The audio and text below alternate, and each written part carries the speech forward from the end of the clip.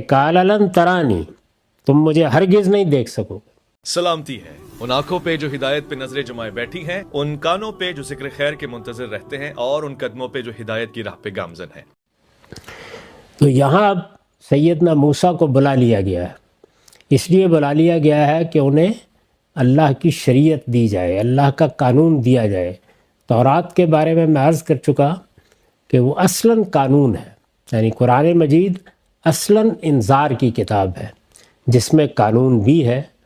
تورات کا معاملہ یہ ہے کہ وہ اصلاً قانون ہے، اس میں انذار کا معاملہ ضمناً آتا ہے۔ موسیٰ علیہ السلام کو یہ کتاب دینے کے لیے بلایا گیا، ایک وقت مقرر کیا گیا، اس میں یہ تقاضا کیا گیا کہ وہ 30 دن اپنی تربیت کے لیے اعتکاف کریں گے۔ پھر ان کی جلد بازی کو دیکھ کر، جو ظاہر ہے کہ شوق ملاقات میں تھی، 10 دن کا اضافہ کر دیا گیا تاکہ صبر کی تربیت ہو، اور پھر اللہ تعالیٰ نے ان سے کلام فرمایا، اور یہ بعد میں ذکر آئے گا کہ تورات دی گئی، لیکن وہ پہنچے۔ یہ ایک بڑا شرف تھا جو ان کو حاصل ہوا۔ طور پر بلا کر اللہ تعالیٰ نے ان سے خود بات کی۔ قرآن مجید سورہ بقرہ میں یہ بتاتا ہے کہ یہ شرف کسی اور پیغمبر کو پیغمبروں کی تاریخ میں حاصل نہیں ہوا، یعنی ایک ہی پیغمبر ہیں جن سے براہ راست اللہ تعالیٰ نے گفتگو کی ہے، ورنہ یہی طریقہ اختیار کیا جاتا ہے کہ یا اللہ تعالیٰ فرشتہ بھیج دیتے ہیں یا پھر وحی کرتے ہیں، یعنی کلام نہیں ہوتا اس طریقے سے جیسے کہ ہم آپ کلام کرتے ہیں۔ تو لما جاء موسیٰ لمیقاتنا وکلمہ ربہ، جب موسیٰ ہمارے ٹھہرائے ہوئے وقت پر پہنچ گیا اور اس کے پروردگار نے اس سے کلام کیا۔ یہ اس سے پہلے بھی ہو چکا تھا، جس وقت انہیں نبوت دی گئی اس وقت بھی کلام کیا گیا۔ جب یہ کلام ہوا تو حوصلہ ملا ان کو، یعنی انہوں نے خیال کیا کہ یہ شرف مجھے حاصل ہوا ہے، میں اپنے پروردگار کی آواز سن رہا ہوں، وہ مجھ سے مخاطب ہے۔ اس سے حوصلہ پا کر انہوں نے ایک درخواست کر دی، تو فرمایا کہ قال رب ارنی انظر الیک، پروردگار مجھے موقع دے کہ میں تجھے دیکھ بھی لوں۔ یعنی جب یہ شرف مجھ کو حاصل ہوا ہے تو پھر کیا بعید ہے کہ یہ سعادت بھی حاصل ہو جائے۔ تو درخواست کر دی۔ اس کا جواب ملا کہ قال لن ترانی، تم مجھے ہرگز نہیں دیکھ سکو گے۔ یعنی یہ بتا دیا گیا کہ اس انسانی جسم کے ساتھ اس عالم ناسوت میں اس کا کوئی امکان نہیں ہے۔ اب کیوں امکان نہیں ہے یہ سمجھانا مقصود تھا، اس کے لیے ایک مظاہرہ کیا گیا۔ اس سے کیا چیز سمجھ میں آئی وہ میں آگے عرض کروں گا۔ تم مجھے ہرگز نہیں دیکھ سکو گے۔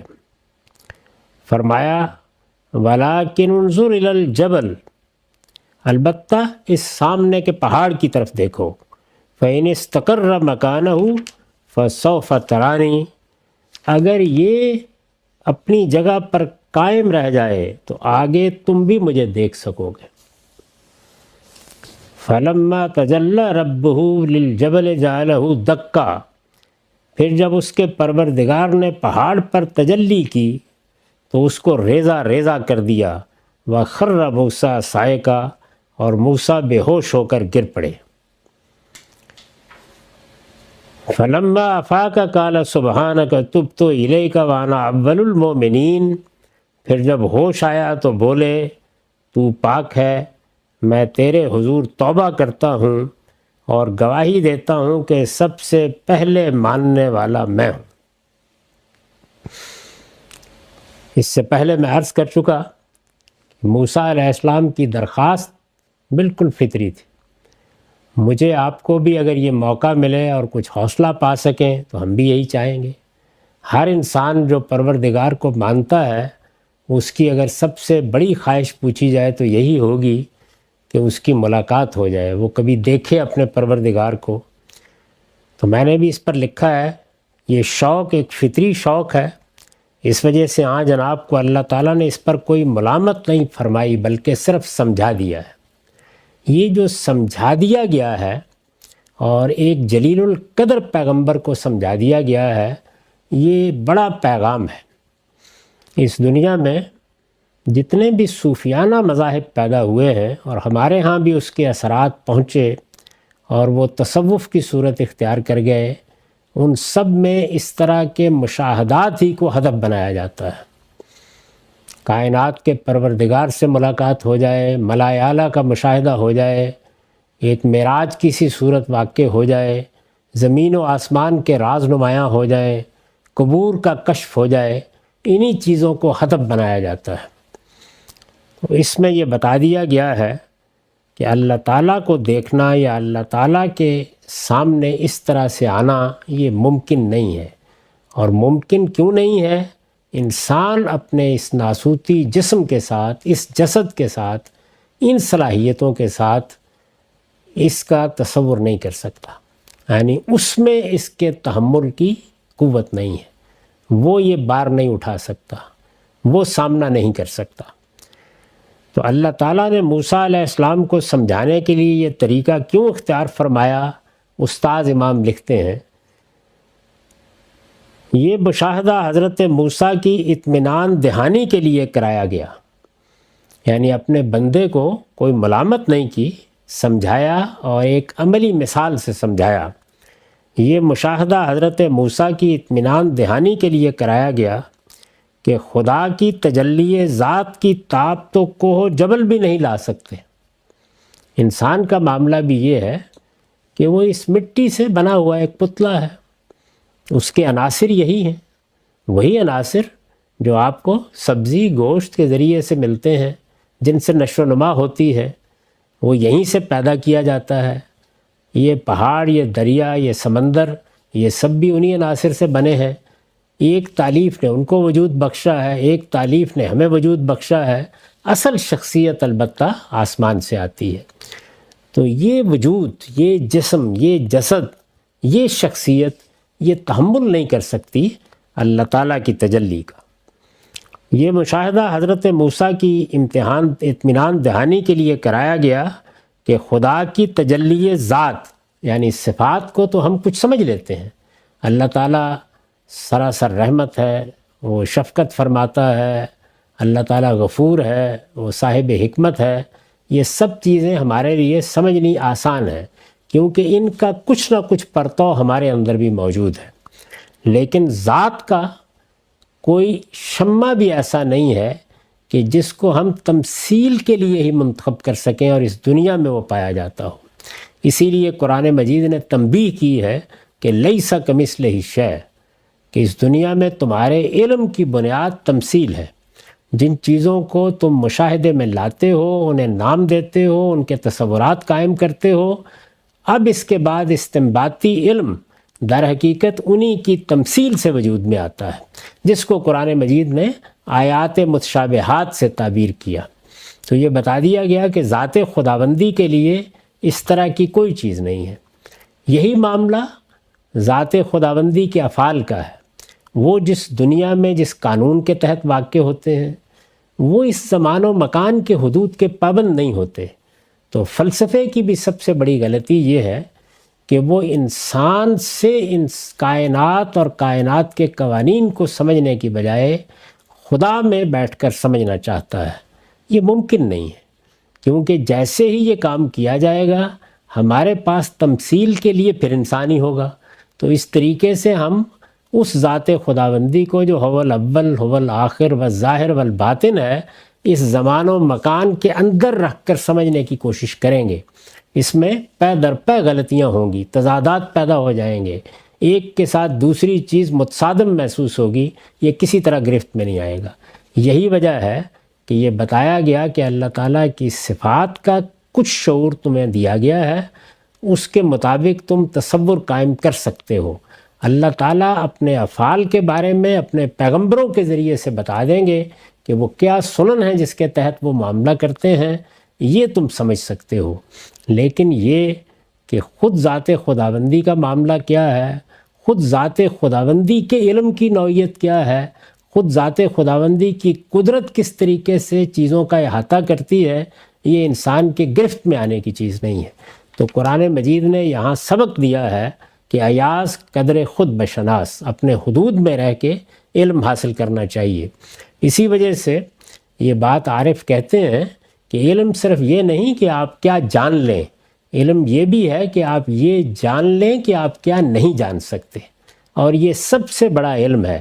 اسی کو بیان کیا جاتا ہے کہ لا ادری نصف العلم، یعنی جب میں یہ کہتا ہوں کہ میں یہ نہیں جانتا تو یہ بجائے خود ایک بڑے علم کا اظہار ہے، یعنی یہاں میں اپنے حدود کا صحیح شعور حاصل کر کے اس کا اظہار کرتا ہوں۔ تو یہ مشاہدہ اس لیے کرایا گیا کہ یہ بتا دیا جائے کہ اگر ذات خداوندی کی تجلی کا ایک شمع پہاڑ پر ڈالا جائے اور وہ ریزہ ریزہ ہو جاتا ہے تو تم کس طرح سے اس کا تحمل کرو گے؟ اس لیے کہ تمہاری اپنی ذات بھی انہی عناصر سے ترتیب پائی ہے۔ یہ جسد، یہ جسم، یہ آنکھیں، یہ تو بہرحال یہیں سے وجود پذیر ہوئی ہیں، تو ان کو کس طرح استعمال کرو گے کہ تم اللہ تعالیٰ کو دیکھ سکو؟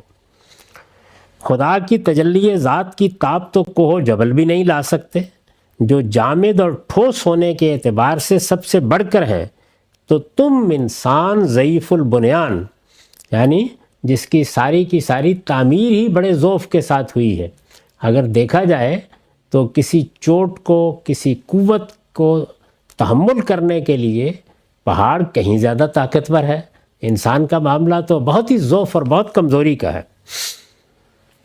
سب سے بڑھ کر ہے تو تم انسان ضعیف البنیان ہو کر کس طرح لا سکو گے؟ یعنی انسان کی حیثیت سے میرا اور آپ کا شرف اصل میں وہ عقل ہے، اور عقل کی آنکھوں سے ہم روز خدا کو دیکھتے ہیں، لیکن یہ کہ ان آنکھوں سے دیکھ لیا جائے یہ ممکن نہیں ہے۔ انسان کی قوت برداشت محدود ہے، اس کی نگاہیں روشنی کو دیکھتی ہیں۔ اب دیکھیے نا کہ روشنی اللہ تعالیٰ کی مخلوقات میں سے ایک مخلوق ہے، یہ تو انسان کی نگاہیں روشنی کو دیکھتی ہیں، لیکن یہ روشنی ایک حد خاص سے متجاوز ہو جائے تو آنکھیں خیرہ ہو کر رہ جاتی ہیں۔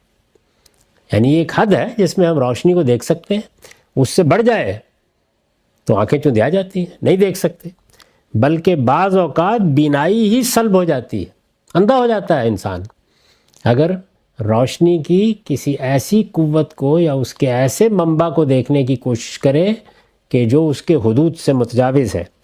اس کے کان آواز کو سنتے ہیں، لیکن ان کے سننے کی تاب بھی بس ایک مقررہ حد ہی تک ہے۔ بجلی کا کڑکا ہی ذرا حد سے متجاوز ہو جائے تو سرے سے کان کے پردے ہی بیکار ہو جائیں۔ اب ظاہر ہے کہ بجلی بھی مخلوقات میں سے ایک مخلوق ہے، ذرا رات برق کی صورت میں چمکتی ہے تو ہم بالکل بہرے ہو کر رہ جاتے ہیں۔ آفتاب اس کی زندگی کی ایک ناگزیر ضرورت ہے۔ سورج کی روشنی، سورج کی حدت اسی سے در حقیقت زندگی کی نمود ہوتی ہے، مگر اس کی روشنی اور حرارت اسی وقت تک اس کے لیے حیات بخش ہے جب تک وہ نہایتی طویل فاصلے سے، نہ جانے کتنے فضائی پردوں کی اوٹ سے اور کتنی چھلنیوں سے گزار کر اپنی روشنی اور حرارت اس کو پہنچاتا ہے۔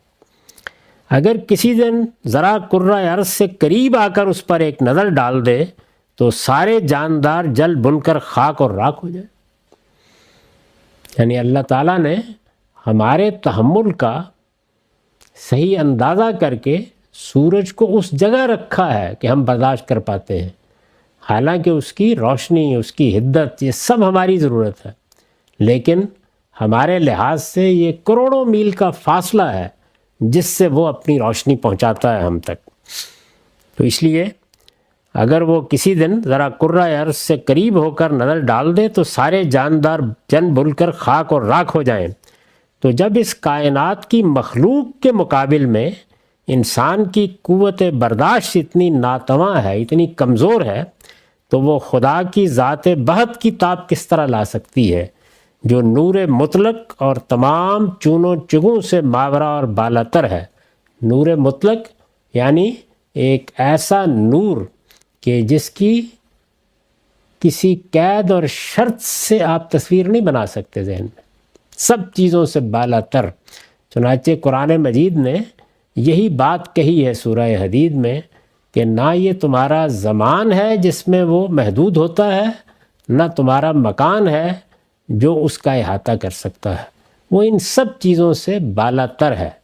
جس وقت تم اس کے عرش کا تصور کرو، یا اس کے استوا کا تصور کرو یا اس کی شخصیت کا تصور کرو، تو اس میں اس دنیا میں اپنے وجود سے، کائنات کے وجود سے، یہاں موجود چیزوں سے تمثیل نہیں دے سکتے، کیونکہ کوئی چیز بھی ایسی نہیں ہے جسے اس کی کسی بھی درجے میں مثل قرار دیا جا سکے۔